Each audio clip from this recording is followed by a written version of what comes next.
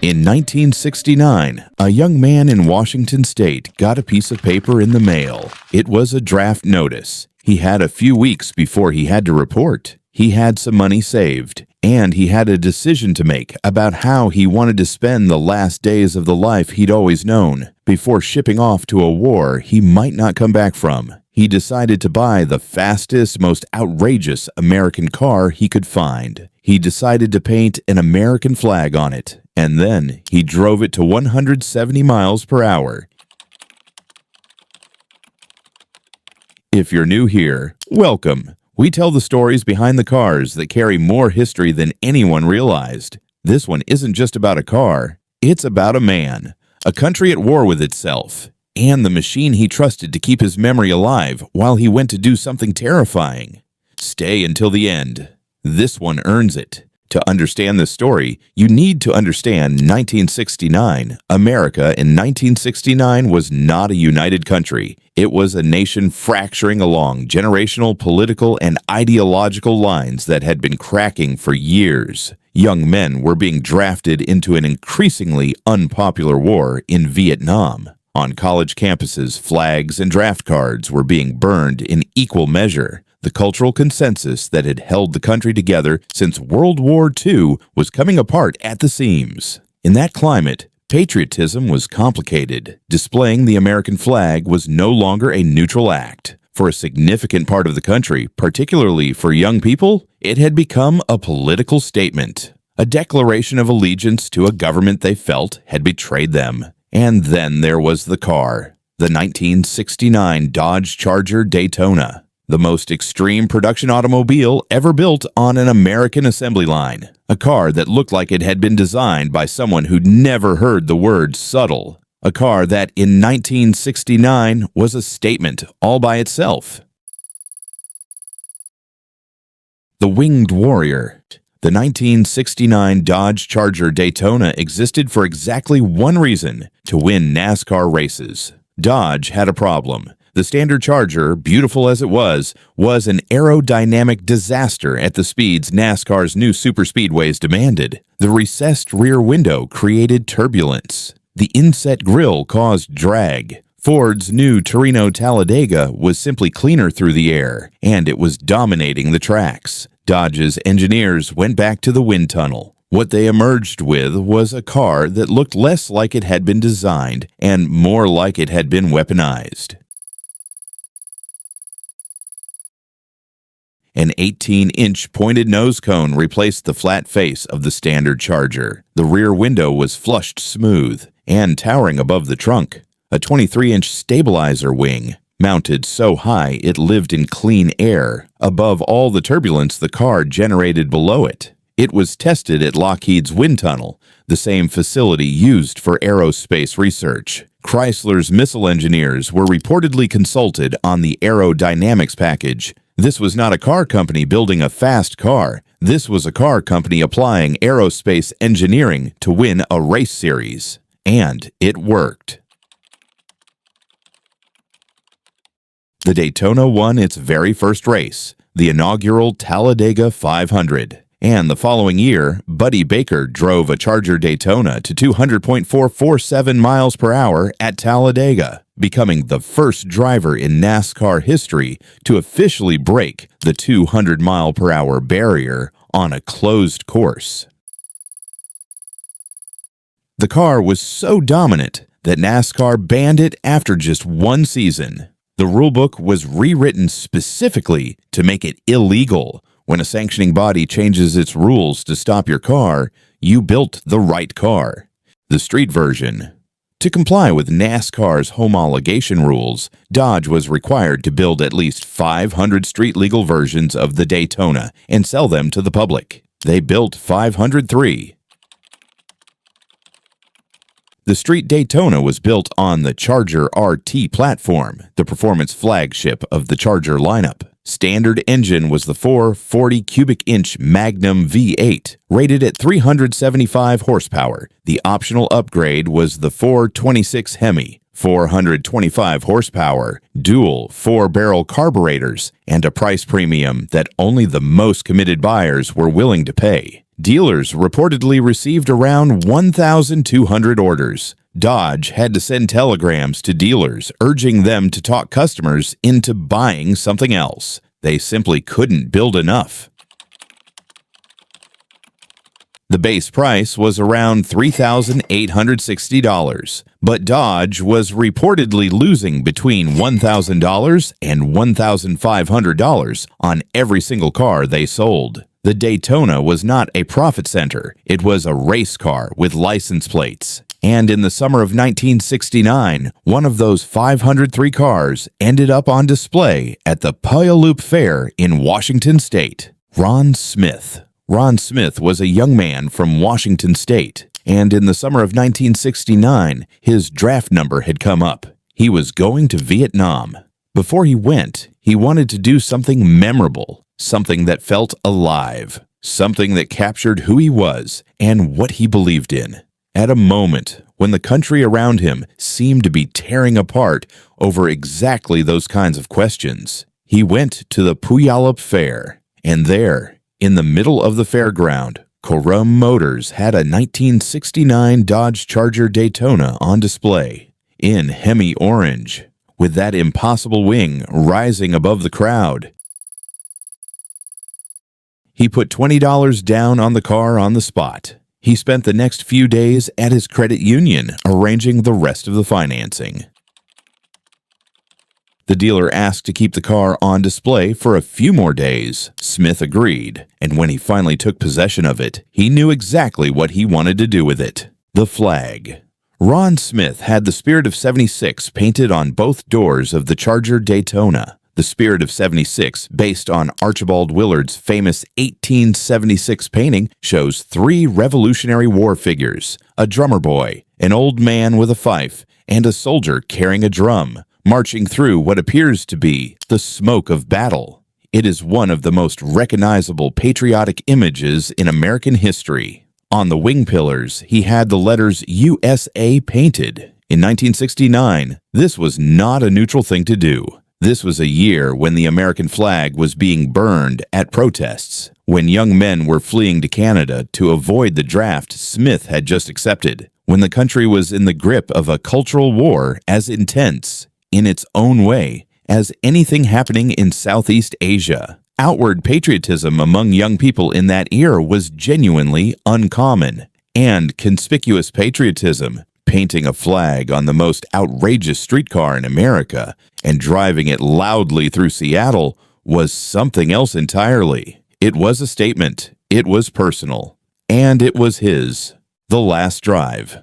Before he shipped out, Ron Smith drove the car hard. He took it to a test track where he pushed the Daytona to 170 miles per hour.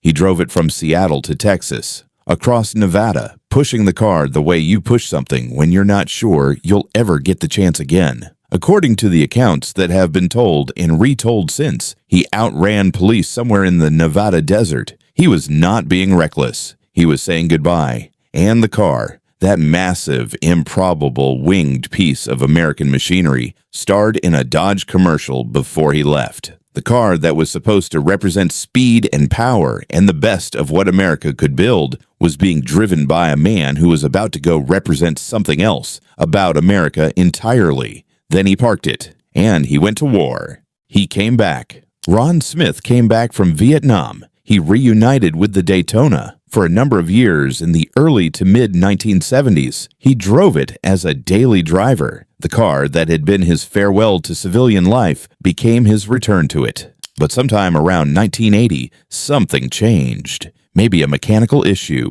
Maybe the realities of daily life. Maybe the knowledge that what he had in that garage was becoming something rare, something that shouldn't be worn down on everyday commutes. He parked it on his father's property in the Pacific Northwest.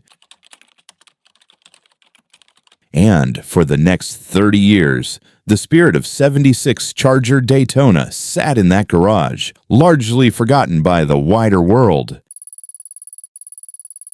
Outside, the muscle car era ended. The cars of 1969 went from cheap to collectible to valuable to irreplaceable. The Charger Daytona went from a car that dealers couldn't give away fast enough to one of the most coveted Mopars in history. Inside that garage, none of that mattered. The car just waited. The resurrection. When Ron Smith decided he wanted the Daytona back, nobody told him what it was worth. He already knew what it meant. He found a local rod and custom shop owner, a restorer named Woolery, and brought him to the garage to look at it. The restorer understood immediately what was in front of him, and he understood something else, something that not every person in his position would have understood. A full rotisserie restoration would cost around $100,000, and it would erase much of what made this car what it was. The $12,000 decision. The restoration came in at $12,000. Not a concours restoration, not a rotisserie rebuild. A careful, honest resurrection, the kind that preserves rather than replaces, that respects the original rather than improving on it. The original paint was kept. The Spirit of '76 flag on the doors, the same paint that went on the car in 1969 before Ron Smith went to war, was preserved. Even some of the additions that had accumulated over the years remained. An old Seattle Seahawks logo from the 1970s, a Spirit of '76 bicentennial decal from 1976. These weren't flaws to be corrected. They were the car's biography. When it was done, Ron Smith had a car that was something rarer than a pristine Concours restoration. He had the actual car, the one he bought at the fair, the one he drove to 170 miles an hour before shipping out, the one that waited for him in a Pacific Northwest garage for 30 years. Most of it exactly as it had been. The recognition. In 2014, the Spirit of '76 Charger Daytona made its first public appearance in decades at the Pacific Northwest Concours at LeMay, America's Car Museum in Tacoma, Washington. The reaction was significant. Not just because of the car, though a one-owner, mostly original 1969 Charger Daytona is extraordinary by any measure, but because of the story attached to it. Here was a car that had absorbed 1969 in a way no restored vehicle could. The flag on the doors was not a reproduction. The patina on the paint was not artificial. The 30-year layer of history on the car was as authentic as the VIN stamped into the firewall. The car won the HVA/FIVA Preservation Award, an honor given by the Historic Vehicle Association and the International Automotive Preservation Community to vehicles that represent significant, irreplaceable historical and cultural documentation. It is one of the few muscle cars in existence that is also, formally and officially, a piece of documented American social history. What it's worth. Let's talk numbers, because the contrast here is extraordinary. Ron Smith paid $4,756 for this car in 1969. He spent $12,000 restoring it. His total investment, under $17,000. At the time the story broke publicly around 2015 and 2016, Hagerty's Price Guide estimated a 440-powered Charger Daytona in excellent condition at approximately $180,000. One owner, mostly original examples with documented history, were expected to command more at the right auction, and the market has moved substantially since then. In 2025, Hemi-powered Charger Daytonas have surpassed $900,000 at auction. The record for a Charger Daytona at public auction keeps climbing. But here's what Ron Smith told reporters when they asked about the money. He said he wasn't selling it. What this story is really about. There are plenty of rare muscle cars in the world. There are survivors, barn finds, one-owner time capsules. What makes the Spirit of '76 Daytona different is not its rarity, though it is rare. It is not its value, though it is valuable. It is not even the car itself, extraordinary as it is. It is the continuity. Ron Smith bought this car with the money of a young man who didn't know if he'd be alive in a year. He drove it the way you drive something when time is running short. He went to war and came back and drove it some more. He put it away when life demanded other things.